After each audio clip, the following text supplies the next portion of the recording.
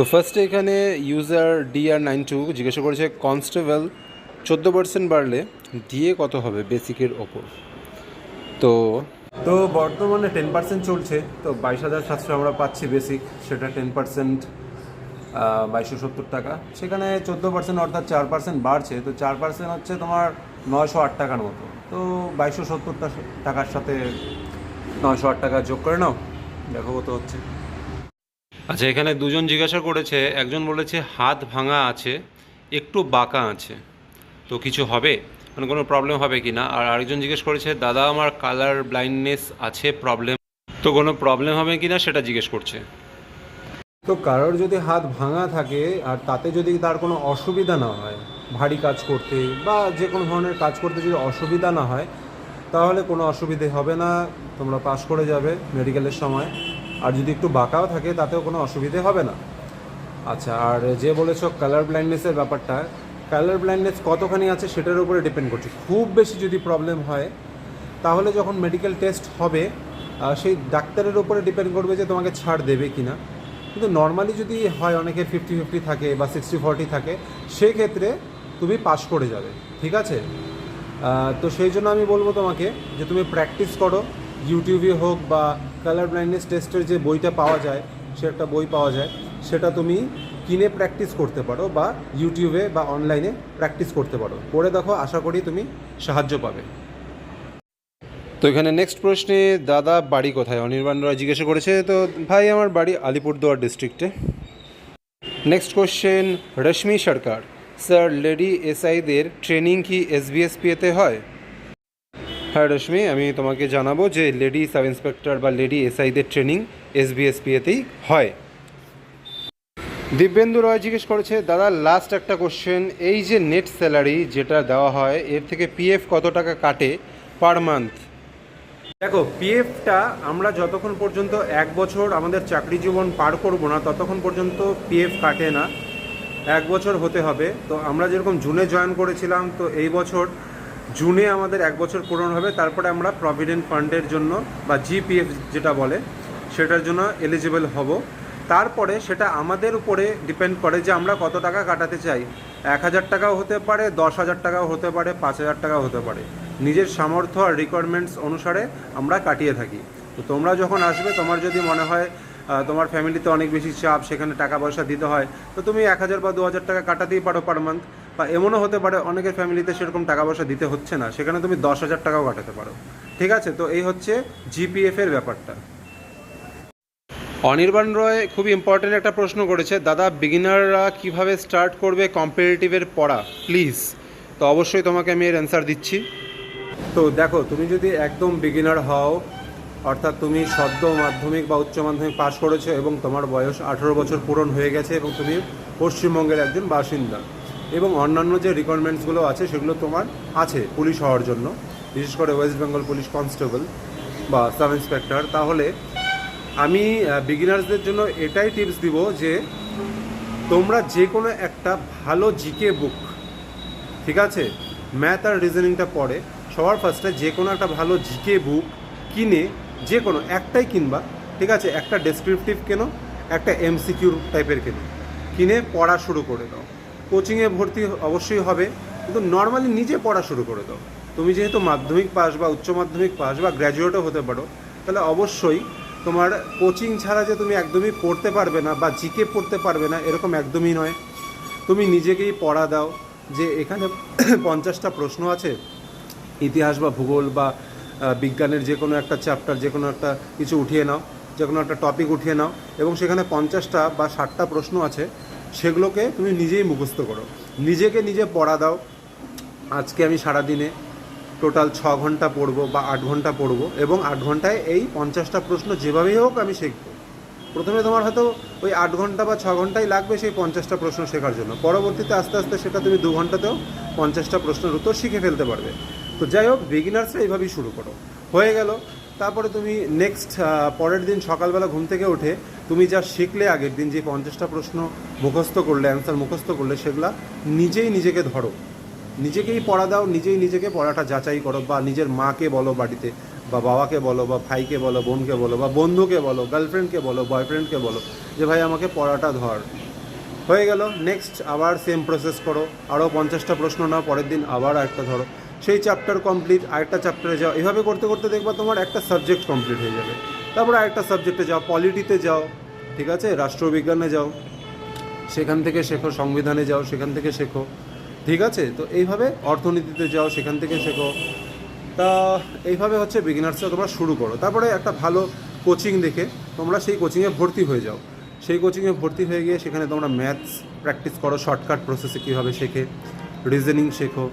তারপরে ইউটিউব দেখো, ইউটিউবে বিভিন্ন চ্যানেল আছে যেখানে ফ্রিতে পড়ানো হয়, সেগুলো তোমরা ইউজ করতে পারো। তো প্রথম 1 মাস বিগিনার্সরা, বিশেষ করে 1 থেকে 2 মাস এভাবেই শুরু করো। যে কোনো একটা ভালো বই কিনে নাও আর সেটা থেকে পড়া শুরু করে দাও। নিজের মতো নিজের রুটিন ফিক্সড করো, সকালে 4 ঘন্টা, বিকালে 4 ঘন্টা, বা সকালে 2 ঘন্টা, দুপুরে 2 ঘন্টা, রাত্রে 4 ঘন্টা, এভাবে নিজের মতো করে, ঠিক আছে। ওকে। প্রীতম ভাই নেক্সট প্রশ্ন করেছে, দাদা আমার ভ্যারিকোসেল আছে, ডাব্লিউপি মেডিকেলে কি প্রবলেম হবে? একটু বলবেন দাদা, খুব চিন্তায় আছি, বলবেন প্লিজ। অবশ্যই বলবো। দেখো ভাই, এই ক্ষেত্রে 99% ক্ষেত্রে তুমি পাস করে যাবে, ঠিক আছে, একদম চাপ নেই। হাইড্রোসিল হোক বা তোমার যে প্রবলেমটা আছে সেটা হোক, ঠিক আছে, তো চিন্তার বিষয় নেই।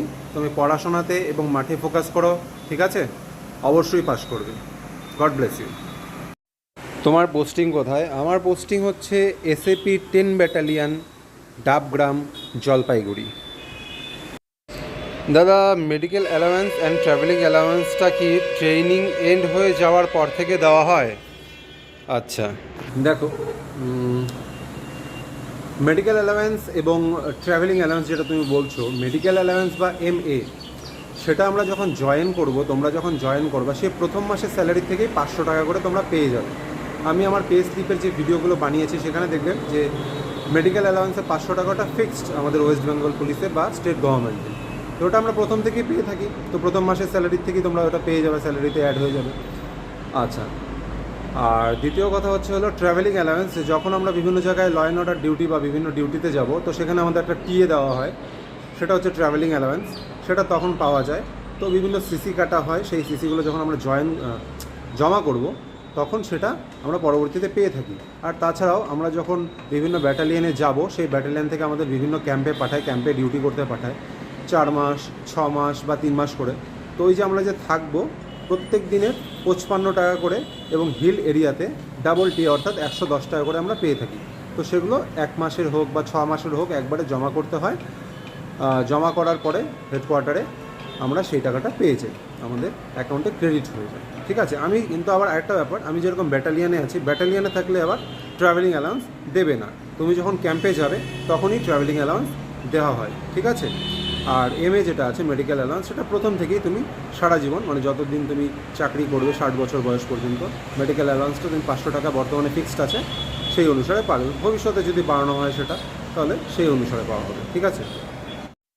তারপরে শোভন রায় জিজ্ঞাসা করেছে, what is the highest post a sub inspector can reach? আচ্ছা, তুমি যদি ডাইরেক্ট সাব ইন্সপেক্টরের পরীক্ষা দিয়ে পাশ করো এবং ডাইরেক্ট সাব ইন্সপেক্টর হও, তাহলে তুমি ফার্স্ট যে প্রমোশনটা পাবে সেটা হচ্ছে ইন্সপেক্টর, ঠিক আছে। আর ইন্সপেক্টরের থেকে তুমি প্রমোশন পেয়ে হয়ে যাবে ডিএসপি বা ডিওয়াইএসপি বা ডেপুটি সুপারিনটেন্ডেন্ট অফ পুলিশ। তো একজন সাব ইন্সপেক্টর ডিএসপি পর্যন্ত প্রমোশন পেয়ে থাকে।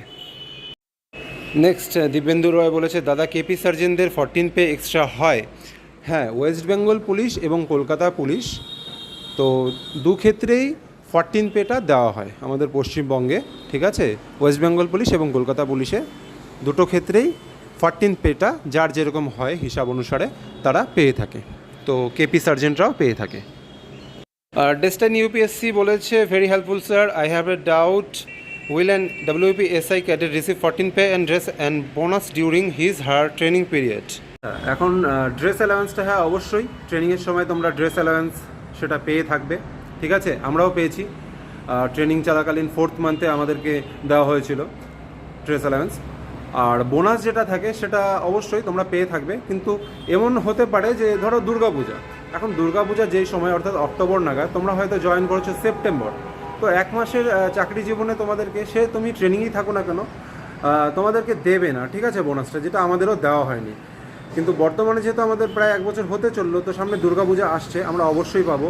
এই কয়েকদিন আগে ঈদ গেল, তো সেই সময় মোহামেডানরা পেয়েছেন বোনাসের টাকাটা, ঠিক আছে। তো ব্যাপারটা বুঝতে পারলে যে তোমার জয়নিংয়ের উপরে ডিপেন্ড করে যে তুমি জয়নিং কবে করছো আর বোনাসটা কবে তোমার পাওয়ার কথা, সেই অনুসারে কত মাস তোমার সার্ভিস লাইফ পূরণ হচ্ছে, ঠিক আছে। তুমি যে ট্রেনিংয়ে থাকছো সেটাও কিন্তু তোমার সার্ভিস লাইফ হিসেবে কাউন্ট করা হবে, কারণ ট্রেনিং চলাকালীনই বিভিন্ন এলো ডিউটি আমাদের করতে হয়, আমরাও করেছি। আচ্ছা, আরেকটা থাকলো কি 14th পে। আচ্ছা, 14th পেটা কেন দেওয়া হয় তোমাকে ভালো মতো বুঝিয়ে দিই।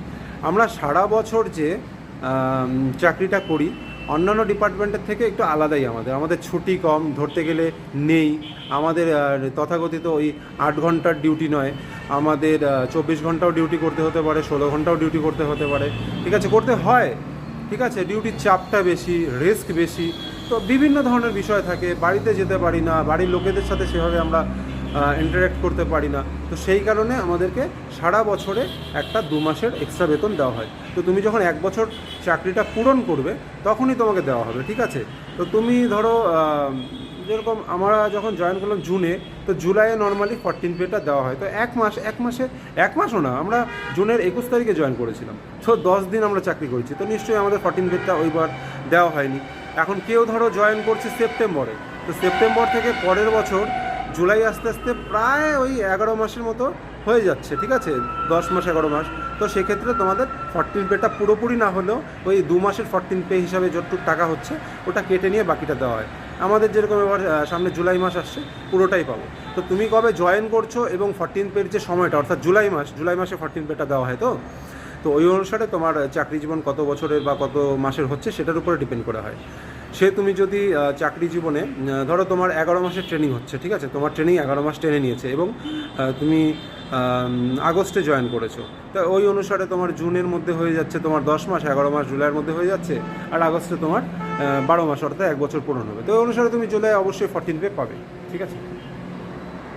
তো এখানে শুভজিৎ সরকার ও বলেছে, দাদা আমার হাত ভাঙা আর একটু ব্যাকা আছে হালকা, ওটা কোনো অসুবিধা হবে না? এর আগে আমি সেম কোশ্চেন একজন কেউ করেছিল, তো তাকেও বলেছি কোনো অসুবিধা হবে না, যদি খুব বেশি প্রবলেম না হয়ে থাকে। আর এমনও হতে হবে যে তোমাকে সেই হাতটা দিয়ে কাজ করতে হবে, খুব যে ভারী জিনিস ওঠাতে হবে সেরকম না, কিন্তু নর্মালি দৈনন্দিন কাজ যেগুলো সেগুলো তোমার যদি করতে অসুবিধা না হয় তাহলে কোনো অসুবিধা হওয়ার কথা নয়। এখানে এক ভাই বলেছে ডাব্লিউবিসিএসরা অর্থাৎ ডাব্লিউবিপিএসরা 13 পে পায় ভাই, 14 মানে আমাকে বলছে যে সে 13 পে পায়, আবার ডাব্লিউবিসিএসরা 13 পে পায়, 14 পে পায় না। না ভাই, এখানে ডিএসপি যারা আছে বর্তমানে তারা 14 পেই পাচ্ছে, ঠিক আছে। তো তুমি একটু খোঁজ নিয়ে দেখতে পারো যদি এখানে তোমার মনে হয় যে কোথাও ভুল আছে, ঠিক আছে। কিন্তু এটাই অথেন্টিক নিউজ যে 14 পে ডাব্লিউবিপিএস ডিএসপিরাও পাচ্ছে, ঠিক আছে। আচ্ছা, ডাব্লিউপি কনস্টেবলের ডিউটি করার পরে পড়তে সময় পাওয়া যায় কি না? হ্যাঁ, অবশ্যই পাওয়া যায়, কিন্তু সেটা তোমার পোস্টিংয়ের উপরে ডিপেন্ড করবে। সেখানে তুমি দিনের শেষে 2 ঘন্টাও সময় পেতে পারো বা 6 ঘন্টার থেকে 8 ঘন্টাও সময় পেতেই পারো, ঠিক আছে। তারপরে সেই 6 ঘন্টা 8 ঘন্টা তুমি কীভাবে সময় লাগবে, অনেকে আছে 6 ঘন্টা সময় পেয়েও কেউ পড়াশোনা করে না, অনেকে আছে 2 ঘন্টা সময় পেয়েও পড়াশোনা করে, তো টোটালি পোস্টিংয়ের উপরে ডিপেন্ড করছে, ঠিক আছে। আর এসএলএসটির যে প্রশ্নটা করেছো ভাই, যে এসএলএসটি হাই স্কুল টিচার হওয়া যায়, মানে অ্যালাউ করবে কি না গভর্নমেন্ট, তো হ্যাঁ অবশ্যই অ্যালাউ করবে তোমার জন্য। সেটার জন্য তুমি যখন ডিপার্টমেন্টে জয়েন করবে, তারপরে যখন পরীক্ষা দিবে এসএলএসটির জন্য, তো সেখানে তোমাকে এনওসি জমা করতে হবে। তো তারপরে তুমি যদি পাস করে যাও, সেখানে জয়েনিংয়ের সময় সেই এনওসির যে অর্ডার নাম্বারটা থাকে সেটার মাধ্যমে তুমি অবশ্যই জয়েন করতে পারবে। তো নেক্সট প্রশ্ন, আমার চোখে হালকা পাওয়ার আছে আর চশমা পরি, খুব কি প্রবলেম হবে? না, একদমই প্রবলেম হবে না, চশমা অ্যালাউ আছে, ঠিক আছে। আচ্ছা, আমার বেসিক, আচ্ছা এই হচ্ছে সেই প্রশ্ন, কোশ্চেন অফ দ্য ডে। আমার বেসিক মোটামুটি ক্লিয়ার আছে। স্মার্ট স্টাডির জন্য দিনরাত কত আওয়ার পড়া দরকার জানিও প্লিজ, সব থেকে ইম্পর্ট্যান্ট প্রশ্ন। দেখো, এই জিনিসটা আমার জীবনেও অনেক ইম্পর্টেন্ট রোল প্লে করেছে, যে ভাই আমি 16 ঘন্টা পড়বো না 8 ঘন্টা পড়বো, 16 ঘন্টা একদম নর্মাল পড়ে যাব নাকি 8 ঘন্টা স্মার্ট স্টাডি করব। আচ্ছা, স্মার্ট স্টাডি বা ওই নর্মাল বলে কিছু হয় না, যার যেরকম ক্যাপাসিটি, ঠিক আছে ভাই। তোমার একটা প্রশ্নের উত্তর শিখতে হয়তো 5 মিনিট লাগতে পারে, আবার অন্য কোনো মানে সেও নিষ্ঠা সহকারে খাটনি করছে সেই ছেলেটা, অন্য আরেকটা ছেলে, তার হয়তো 10 মিনিট সময় লাগছে, তার ক্যাপাসিটিটা কম, তোমার হয়তো ক্যাপাসিটি বেশি, বা তোমার ক্যাপাসিটি কম, তার হয়তো ক্যাপাসিটি বেশি। তো আমার কথা হচ্ছে হলো, বর্তমানে তোমার প্রায়োরিটি কী? ঠিক আছে? তোমার প্রায়োরিটি যদি একটা গভর্নমেন্ট জব, একটা গভর্নমেন্ট সার্ভিসে আসা, তো তার জন্য তোমাকে অবশ্যই পরীক্ষায় পাস করতে হবে, আর কম্পিটিশন অনুসারে তোমাকে প্রচুর পড়তে হবে। তোমাকে ঘুম, খাওয়া দাওয়া এবং অন্যান্য যাবতীয় কাজকর্ম যেটা না করলেই নয়, সেই কাজগুলো কমপ্লিট করার পরে, ঠিক আছে, তোমার বাকি যতটুক সময় পাওয়া যাচ্ছে টোটালটাই তুমি পড়াশোনাতে দাও। ঠিক আছে?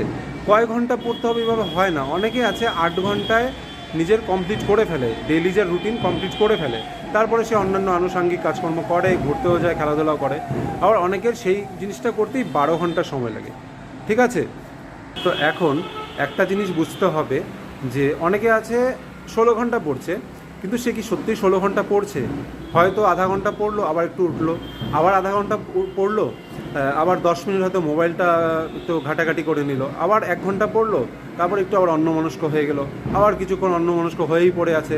সে ভাবছে যে সে হয়তো বই নিয়ে বসে আছে। ইভেন আমার সাথেও হয়েছে যে ভাই আমি তো পড়ছি, কিন্তু আমি পরে রিয়েলাইজ করলাম যে হ্যাঁ, হয়তো আমি 10 ঘন্টা পড়ছি, কিন্তু তার মধ্যে 6 ঘন্টা বা 7 ঘন্টাই আমার কাজে লাগছে, 3 ঘন্টা আমি বই নিয়ে বসে অন্য কিছু ভাবতে ভাবতে বা কিছু একটা মানে বেকার একটা জিনিস ভাবতে ভাবতে আমি 3 ঘন্টা কাটিয়ে নিলাম।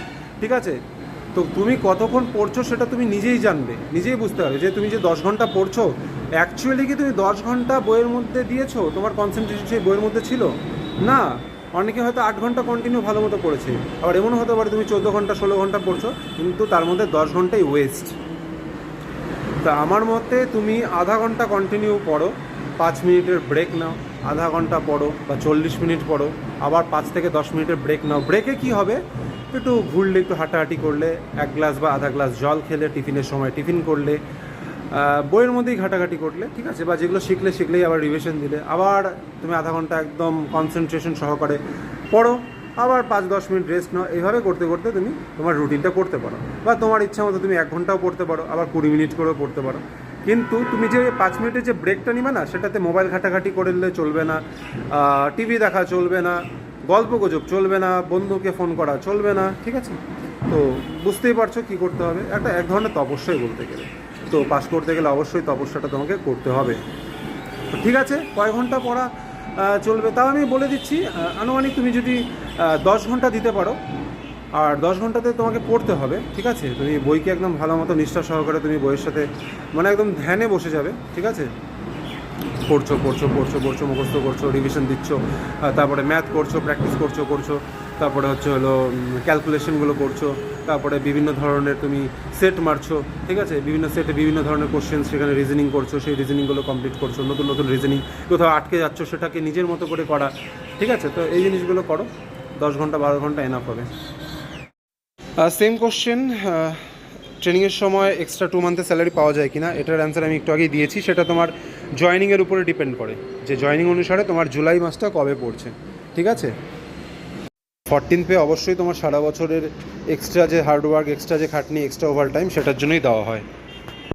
তো আজকের দিনের লাস্ট প্রশ্ন, সুজয় মিউজিক প্রোডাকশন জিজ্ঞাসা করেছে, দাদার আমার একটা কোশ্চেন আছে, পিএমটিতে কি হাইট হিসাবে ওয়েট লাগে? আচ্ছা, এটার অ্যান্সার দিচ্ছি তোমাকে। দেখো, মিনিমাম যে রিকোয়ারমেন্টটা আছে যে তোমার এতখানি হাইট মিনিমাম হতেই হবে, এতখানি ওয়েট তোমার মিনিমাম হতেই হবে, সেটাই হচ্ছে তোমার মেন রিকোয়ারমেন্ট। এরপরে হাইট অনুসারে ওয়েট লাগে কি না সেটার কোনো ব্যাপার নেই। ঠিক আছে? তোমার ওয়েট যত বেশি হতেই পারে, হাইট যত বেশি হতেই পারে, তোমার 6.5 মিনিটে 1600 মিটার মাঠ কমপ্লিট করা দিয়ে কথা, আর মিনিমাম যে রিকোয়ারমেন্টটা চেয়েছে সেটা ফুলফিল করা দিয়ে কথা। আর চেস্ট যেটা আছে ছেলেদের ক্ষেত্রে 5 সেমি এক্সটেনশন করতে হবে, যেটা চেয়েছে তার থেকে 5 সেমি এক্সটেনশন করতে হবে ফুলিয়ে। তো এগুলোই রিকোয়ারমেন্ট। ওই মানে হাইট অনুসারে ওয়েট বা ওয়েট অনুসারে হাইট সেরকম কোনো ব্যাপার নেই ওয়েস্ট বেঙ্গল পুলিশে। ঠিক আছে? তো ঠিক আছে, সবাই ভালো মতো প্রিপারেশন চালিয়ে যাও, অবশ্যই তোমরা সফল হবে। আমার দৃঢ় বিশ্বাস, যারা খাটনি করছো তারা অবশ্যই সাফল্য লাভ করবে, কিন্তু যারা ফাঁকি দিচ্ছ তারা অবশ্যই সাফল্য লাভ করতে পারবে না। সোজা কথা। ঠিক আছে? ফাঁকি দিও না, ফাঁকে পড়ে যাবে। ঠিক আছে? তো ভালো মতো পড়ো, খাটনি চালিয়ে যাও, খাওয়া দাওয়া করো। বাবা মা ডাল ভাত তো খাওয়াতে পারছে নাকি? তাও পারছে না। ডাল ভাত খাওয়াতে পারছে তো ডাল ভাত খাও, দুবেলা, একবেলা নর্মাল জল ভাত খাও। ঠিক আছে? খেয়ে একদম মানে জি জান লাগিয়ে দাও। অবশ্যই তোমরা নেক্সট ইয়ার পুলিশের ইউনিফর্মটা পরে আমাকে বলবে যে দাদা আমারও হয়ে গেছে। ঠিক আছে? জয় হিন্দ, জয় ভারত, সকলে খুবই ভালো থাকো। জয় হিন্দ।